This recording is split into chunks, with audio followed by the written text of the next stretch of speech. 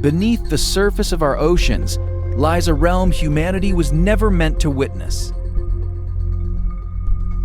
A place where sunlight fades into nothingness and life reshapes itself into forms that challenge everything we know.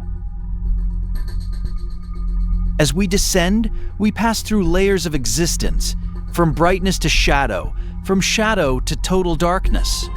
With each level, the creatures we encounter become stranger, more unfamiliar, almost alien.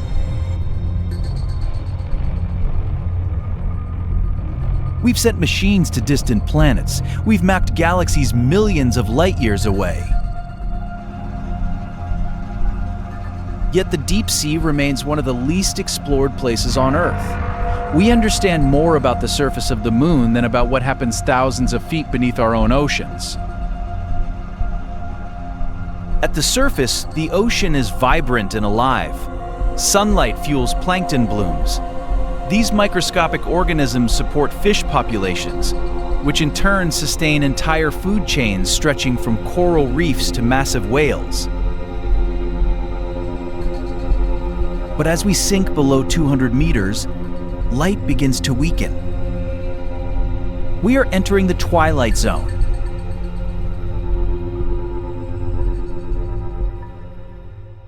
In this region, sunlight can no longer support plant life. Photosynthesis stops. The lush green world above disappears. Instead, tiny fragments drift downward. Waste from plankton, decaying organisms, microscopic debris.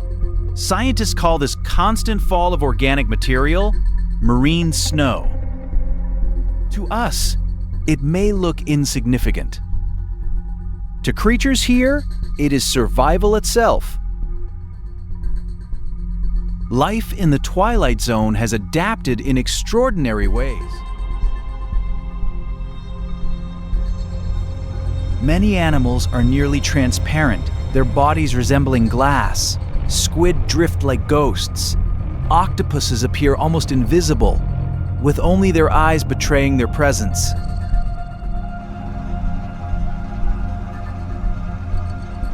Transparency may serve as camouflage, blending into the faint traces of remaining light. Or perhaps it reduces energy demands in a place where survival depends on efficiency. Others choose a different strategy. Instead of hiding from light, they create their own. Through bioluminescence, animals generate glowing patterns across their bodies. These lights may attract prey, signal potential mates, or confuse predators. Some species even use light to disappear. This technique, called counter-illumination, allows animals to match the faint glow coming from above. By lighting their undersides, they erase their silhouette, becoming nearly invisible from below. Every adaptation here revolves around visibility. Who is seen? Who remains hidden? The Twilight Zone is also home to the largest daily migration on the planet. Each night, billions of creatures rise toward the surface to feed. Lanternfish, squid, and jelly-like organisms ascend under the cover of darkness. By sunrise, they return to the depths. For decades, this movement went unnoticed until sonar operators during World War II detected what appeared to be a shifting ocean floor. In reality, it was a massive living layer moving in unison.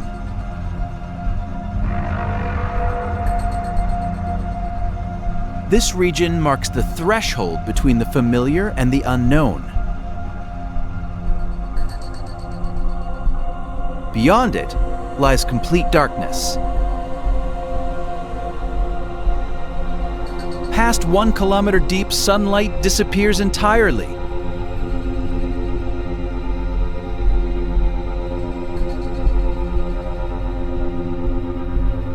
This is the Midnight Zone, a world of perpetual night, freezing temperatures, and crushing pressure.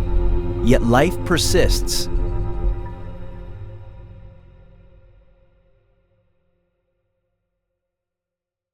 Some predators have evolved astonishing abilities.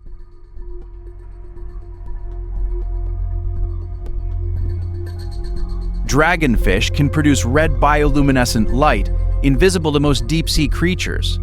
This allows them to illuminate prey without revealing their position. Their eyes are specially adapted to detect this hidden wavelength, granting them a private visual advantage.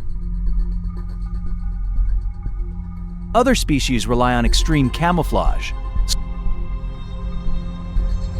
Certain fish possess ultra-black skin capable of absorbing nearly all light. Even under direct illumination, they seem to vanish into darkness. And then there are the anglerfish. Females lure prey using glowing appendages. Males, far smaller and weaker, survive by attaching themselves permanently to a female's body, eventually merging with her circulatory system. It is one of the most unusual reproductive strategies in the animal kingdom.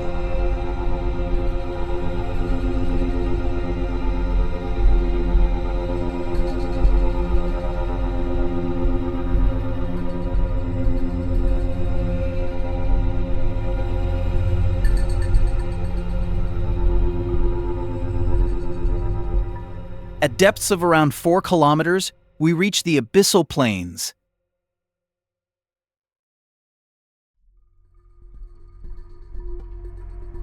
This vast underwater desert covers more than half of Earth's surface. It is one of the largest habitats on the planet, yet one of the least understood. Food is scarce. Life moves slowly. Here, we encounter examples of deep-sea gigantism. Creatures such as giant isopods and oversized crustaceans grow far larger than their shallow water relatives. The reasons remain uncertain, but survival in these depths often rewards energy efficiency and long lifespans.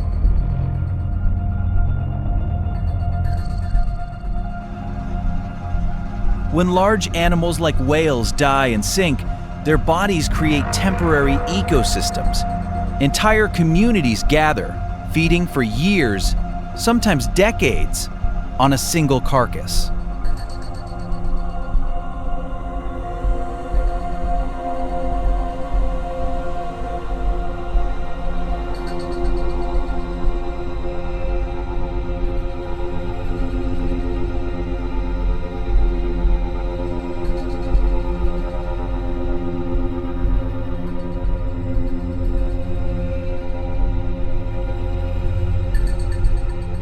Deeper still lie ocean trenches carved by tectonic forces.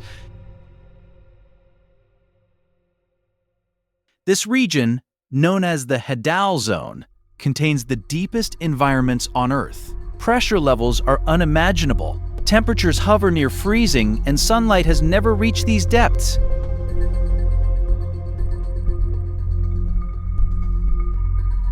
Yet life survives even here. Snailfish with delicate, gelatinous bodies thrive under crushing pressure thanks to specialized cellular adaptations.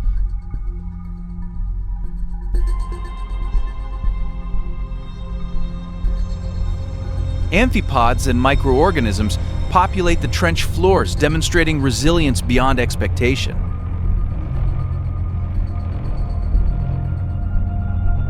Human impact reaches even these remote places. Plastic particles have been found inside deep-sea organisms, reminding us that no part of Earth remains untouched.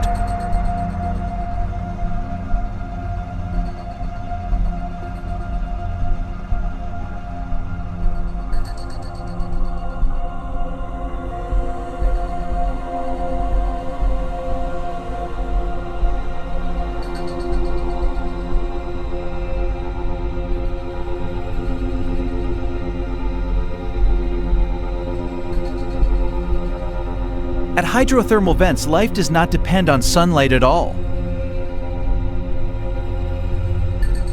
Microbes convert chemicals from the Earth's crust into energy, forming the foundation of ecosystems that include worms, clams, and crustaceans.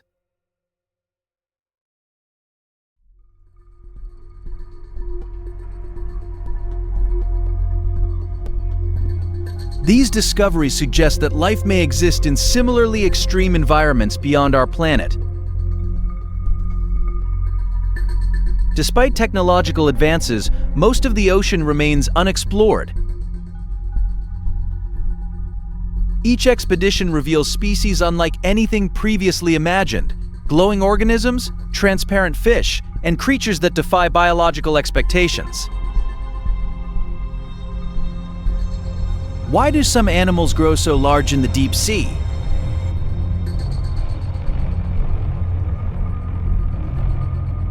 Why do others evolve near invisibility?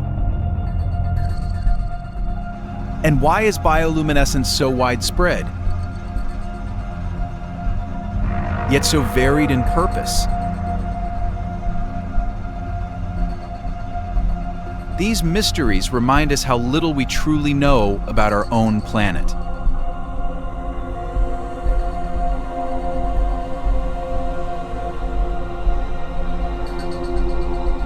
The deep ocean is not empty. It is not silent. It is not lifeless. It is a world still waiting to be understood.